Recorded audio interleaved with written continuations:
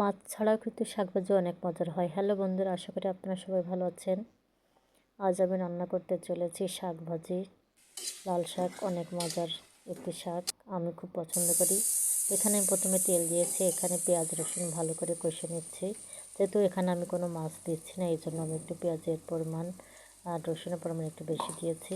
এগুলোকে আমি ভালো করে একটু কষে নিচ্ছি, একটু লাল লাল করে ভাজি করে তারপরে শাক দিব। কারণ লাল লাল করে ভাজি করে দিলে শাকটা অনেক মজার হবে এবং পেঁয়াজ রসুনের যে কাঁচা কাঁচা গন্ধ সেটা হবে না। এখানে আমি আমার পেঁয়াজ রসুন ভাজি হয়ে গেছে, তারপর দিয়ে দিচ্ছি এই যে লাল শাক এক এক করে। দেখো লাল শাকটা কিন্তু অতটা লাল নয়, কিন্তু আগের মতো যেরকম পাওয়া যেত লাল শাক টুকটুকে লাল, কিন্তু সেরকম না। এটা লাল শাক তবুও কিন্তু লাল নয় অতটা, একটু সাদা ভাব। এখানে আমি শাক ভাজি করছি, এরপর দিলাম একটু কষে দিচ্ছি।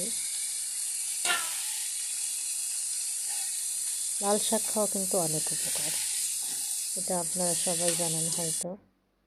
এখানে আমি ঢাকনা দিয়ে ডেকে দিয়েছিলাম, ডেকে দেওয়ার পরে দেখুন শাকটা অনেকটা সিদ্ধ হয়ে গেছে, বা হালকা হালকা একটু তার থেকে যে জলটা ছিল সেটা গলেছে, ওই জন্য আমি আর একটু শুকিয়ে নিচ্ছি। এখানে আমি ঝালগুলো একটু করে দিচ্ছি ছেঁচে। তারপর দেখুন ডাঁটাটা অনেকটা শক্ত ভাব। শাকটা কিন্তু ভালো নয়, কিন্তু ভালো করার চেষ্টা করছি। যেহেতু লাল শাক তো এরকমই হবে, যে চুলায় তেলের পরে দিলে সেদ্ধ হয়ে যাবে, কিন্তু এটা অতটাও না। এখানে আমি জল দিইনি, তারপরেও একটা দেওয়ার পরে একটু হালকা জল বেড়ে শাকে, সেই জলটা, এই জলটা আমি ভালো করে শুকিয়ে নেব। শুকানোর পরে আমি নামাবো। দেখুন শাকটা দেখুন রান্নার পরে কিন্তু আর লাল নেই, একদম অন্যরকম একটা কালার হয়ে গেছে। লাল শাক নাম, কিন্তু তবু সে লাল শাক নয়, এমন একটা অবস্থা। নামে লাল শাক, তবুও মজা, খেতে হবে এখন, এই ছাড়া তো আর কিছু নাই। দেখুন আমার রান্নার শাকটা ব্যাস কমপ্লিট।